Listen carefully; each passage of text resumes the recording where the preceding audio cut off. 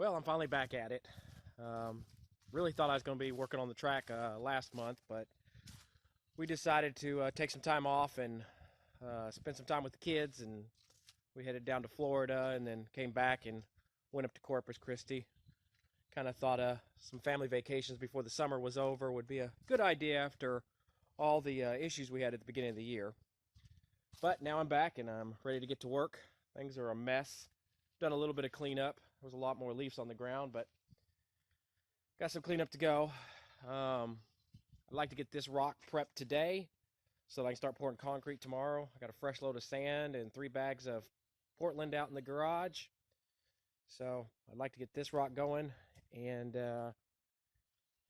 sprayed the weeds about a week ago, and I did manage to get the turtle pond and the sidewalk finished.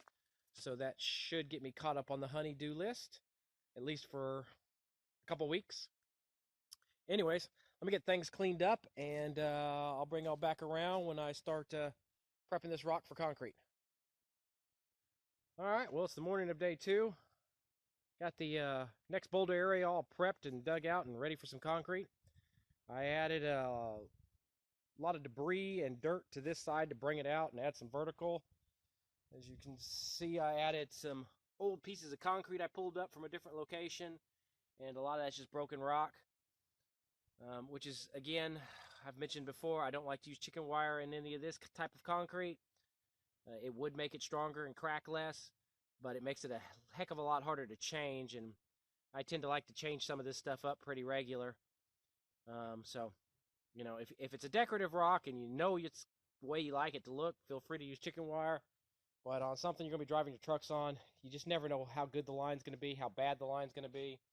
It's just something, sometimes you may only change a part, sometimes you may decide to take the whole rock out and start again. I just like to have those options on a course. When I've done decorative rocks around the ponds and stuff like that, I go into a lot more detail. I use chicken wire to keep it from cracking and give it some real strength. This stuff's strong enough to walk on. It will crack if the ground underneath moves because of a tree or something, but other than that, it's pretty strong, unless, of course, you do like I did and use wood as a base. Don't use tree logs as a base. Bad idea. Bad idea. Don't do that. use something solid as a base that won't decompose in a few months. Anyways, I got a lot of work to do. I'm gonna have to do this in stages. It's such a big area. So let me get some work done, and I'll bring you back to show you the progress. Well, truthfully, I'm not exactly sure when the last day was that I recorded. We had a couple bad weather days last week, and then the weekend. So anyways, it's Monday, and the rock is finished. Finished it in 2 pours. Should have done it in 3, but with the weather, I was kind of forced to do it in 2. Only had one bad spot, and it's right here, and it's just where the concrete sagged. I'll come back and patch that up, make it look nice before I paint it.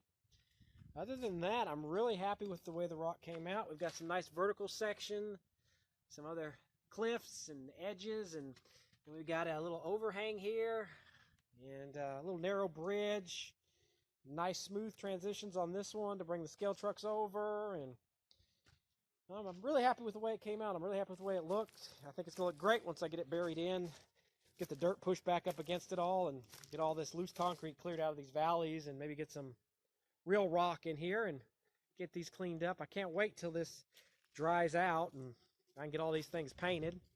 I did have one spot here where I think I picked up a dirt clod. You can see it right there. I thought it was a soft spot in the concrete, but after I washed it all out, there's concrete behind it, so it's probably where I picked up some dirt. I'll patch it also before I paint. And once this one dries out in a week or so, then I'll be able to paint that one, and then there, and this one, and a lot of paint. This one here next to us, and then these 3 just need a top coat. And then, of course, this one. And then that'll just leave this last section over here that I'm going to have to do. I got to move those dirt piles and basically shape these rocks out. And then get them covered in concrete. And then that should be it for the rock section. Then it'll just be finishing the ditch sides. I'm going to do both sides in concrete so there's no erosion problems. And I'll probably dig out the bottom and maybe pour some sand in there just to help with absorption. And then give the truck something to bury down into This clay soil we have, it's really not that great. Even when it gets wet, it's still hard, so it doesn't really allow the trucks to dig in. I'd like something where the trucks could dig in some. So anyways, that'll be the next project, and then I've still got to put the brick patio in over there. But one thing at a time, one thing at a time. So anyways, here's another good look at the rock. Like I said, I'm really happy with the way it came out. It looks really good, and can't wait till I get it painted. I think it's gonna look awesome once the highlights and shadows are painted on it, and it gets a more normal looking color. So anyways, well, I'll see y'all next video. Hopefully I'll have some work done and something to post next week or sooner. I hope to get on some kind of regular schedule now that our life is getting back to normal. Thanks for watching.